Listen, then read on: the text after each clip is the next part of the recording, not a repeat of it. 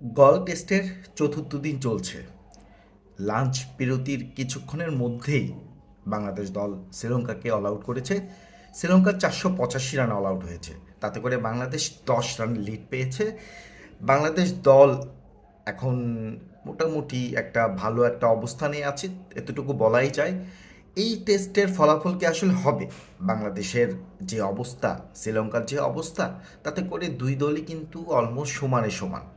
এখন এই টেস্টের আছে 5টি সেশন, আগামীকাল 3টা সেশন, আর এখন প্রায় 2টো সেশন এখনও বাকি। এই 5টি সেশনের মধ্যে ফলাফল বের করা কি সম্ভব? গল টেস্টের তৃতীয় দিনের শেষেও বোঝা যাচ্ছিল না আসলে উইকেটে স্পিনাররা কি সেই পুরনো দাপটটা পাবেন, যেটা আসলে গলের ঐতিহ্য। সেই স্পিনারদের দাপট কিন্তু প্রথম 3 দিন দেখা যায়নি। সো আজকে কিন্তু স্পিনাররা সাফল্য পেয়েছেন। স্পেশালি যদি আম, নাইম ইসলামের কথা বলি, ইসলাম 5 উইকেট নিয়েছেন, কেরিয়ারে চতুর্থবারের মতো 5 উইকেট। তো নাইম ইসলামের যেই বোলিং ছিল সেটা কিন্তু দলকে অনেকখানি এগিয়ে নিয়ে গেছে। তো সে জায়গায় থেকে যদি বলি যে আসলে এই যে স্পিনাররা এখানে খুব ভালো ডোমিনেট করবেন, তো বাংলাদেশ কিছুক্ষণের মধ্যে ব্যাটিংয়ে নামবে। বাংলাদেশ কি শ্রীলঙ্কান স্পিনারদের বিপক্ষে লড়াইটা ঠিকমতো করতে পারবে?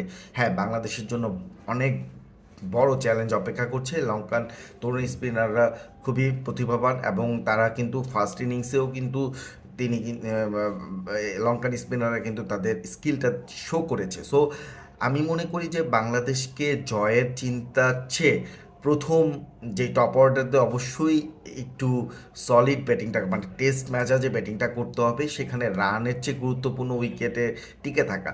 এবং 2টা সেশন যদি বাংলাদেশ দল মানে বাকি যে আজকের দিনে যে 2টা সেশন আছে সেখানে যদি বাংলাদেশ একটু ডমিনেট করতে পারে, বাংলাদেশ যদি অন্তত 150 রান করতে পারে, বা 150 রান না হোক 140 বা 35 রানও যদি করতে পারে 1-2 উইকেট হারিয়ে, সেটা কিন্তু বাংলাদেশের জন্য খুব ভালো একটা হবে। সেক্ষেত্রে আগামীকাল প্রথম 1-1.5 ঘন্টায় যদি বাংলাদেশ একটু অ্যাটাকিং রোলে খেলে, 200, 250, বা 220-30 রানের টার্গেট দিতে পারে, তো সেক্ষেত্রে কিন্তু বাংলাদেশের জন্য এই টেস্টে জয়ের একটা দারুণ সম্ভাবনা তৈরি হবে।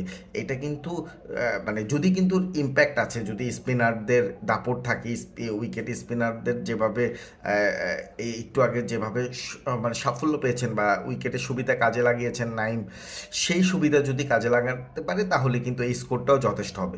হ্যাঁ, এখানে একটা বলার ব্যাপার যে আসলে বাংলাদেশ দল কি এখন রেজাল্টের জন্য খেলবে, না তা আসলে ক্রিজ আঁকড়ে থেকে টেস্টটা যাতে ড্র করে সেই।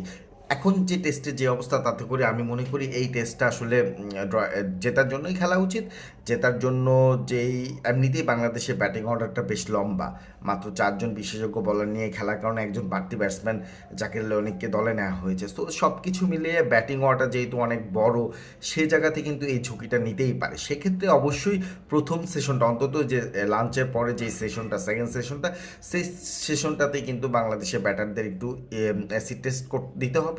সো যাতে টপ অর্ডার ব্যাটসম্যান, আগের ম্যাচে রান পাননি সাদমান, এনামূলক বিজয়, তারা যাতে শুরুটা ভালো করেন। শুরুটা যদি তারা ভালো করতে পারেন তাহলে কিন্তু মমিনুল, নাজমুল হোসেন শান্ত, মুশফিকুর রহিমরা একটা মোমেন্ট টাইম পাবেন, তারা কিন্তু তাদের অভিজ্ঞতা দিয়ে ইনিংসটাকে একটু বড় করতে পারবেন। সো আমার কাছে মনে হয় যে 220 থেকে 250 রান এই টেস্ট জয়ের জন্য যথেষ্ট স্কোর। সো লেটস সি যে আসলে ব্যাটসম্যানের দিকে এখন চোখ থাকবে, ব্যাটসম্যানরা কী করেন সেটার দিকে আসলে নজর ক্রিকেট ভক্তদের। আমরাও আশা করি যে বাংলাদেশের ব্যাটসম্যানরা এবার হতাশ করবেন না, স্পেশালি টপ অর্ডার হতাশ করবেন না। সে অপেক্ষায় টিভি সেটের সামনে আমিও আছি, অনেকেই আছেন।